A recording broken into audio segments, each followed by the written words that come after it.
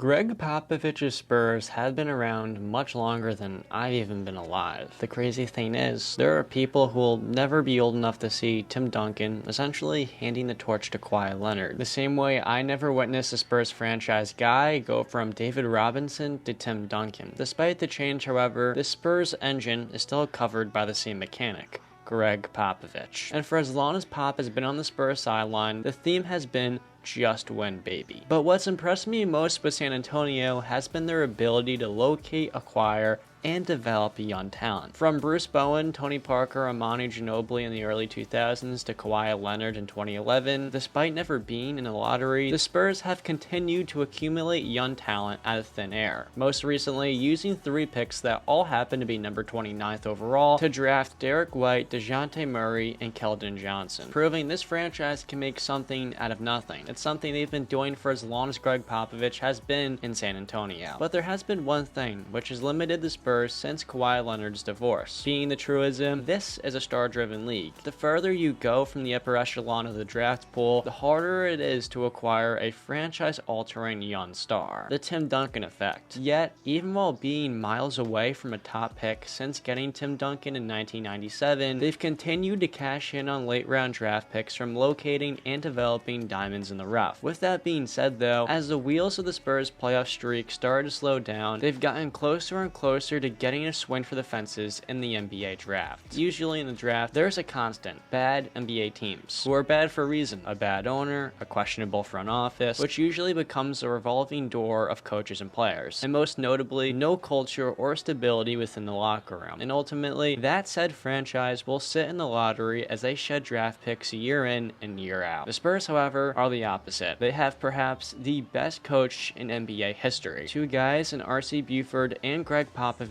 who have run the NBA's model of consistency, developing a reputation for winning and developing young talent, with veterans to nurture said young talent into NBA players. So the thought of the San Antonio Spurs entering the lottery is similar to the Raptors last year getting the 4th pick. They'll stand out amongst all the other groups for a reason. They actually know what they're doing. This is why, when they are in the lottery, it's usually not for very long. Now luckily, the Spurs are already headed on this path, and they already have a lot of intriguing young players, the biggest of which being Keldon Johnson, who Pop brought along with him to Tokyo for the Olympics. Then 2 guys who have shown flashes through the years of awesome, in Dejounte Murray and Derek White, but from untimely injuries to them being role players in a team trying to compete now as soon as they entered the NBA, they've never been given full opportunity to have their own team together, which has been the story of the Spurs. A lot of other young guys like Lonnie Walker, Devin Vassell, Trey Jones will be given an opportunity in 2022 to show themselves, creating an even larger pool of young talent for San Antonio. And then there's their most recent 2nd consecutive lottery pick in Joshua Primo. In the draft, the Spurs took a swing for the fences on Josh, who is a work in progress but brings a whole lot to like. The point I'm trying to make here is the Spurs have paused the brakes. They're no longer a playoff contender, but a team building for the future. Now the year isn't 96, it's 2021. Gregg Popovich is 72 and now being asked to adjust, going from a no excuses mindset to a patient mentality for young guys to grow, keeping rookies in the game longer when they make a mistake to help them build confidence and grow as players, while having the allure of good veteran players like Thaddeus Young, Doug McDermott, and their defensive engine in Jakob Poeltl, who are good NBA players but are mainly there to establish the Spurs way, bringing leadership to a group of otherwise inexperienced NBA players, helping show them on the court the right way of doing things, which all comes back to the basic preference of those young guys getting better, while being toward the bottom of the standings, because ultimately this year at the very least is meant for the Spurs for the first time in a long time to see what they have, evaluating their young talent while losing more games than they're used to get a top pick which they haven't had in over 2 decades. The Spurs headline is no longer about what's right now but what lies ahead, which for a coach going on 30 years in San Antonio will be a challenging truth to accept. The standard in San Antonio has been set to excellence, but in order for the Spurs to return to superior superiority, this direction is the one the Spurs need to embrace. Now, this isn't meant to be a sad, one last go around for Gregg Popovich type of thing. If the Spurs, for the sake of argument, get a top 5 pick in this year's draft and land a star player while seeing development from the other young guys, they could be back in the postseason as soon as next season. But in order for them to have such a quick turnaround like that, the Spurs have set their sights on building for the future, establishing their next great team. Not gonna lie, I feel like the Vault Tech guy right now from Fallout 4. The Spurs next season will be fun, and you'll get to see young guys getting to play 36 minutes a night, which is an opportunity they've never been given previous because of how competitive the Spurs have always been, which will allow not only the Spurs but also their fans to see what this organization really has and what the future looks like, while most importantly helping the San Antonio Spurs do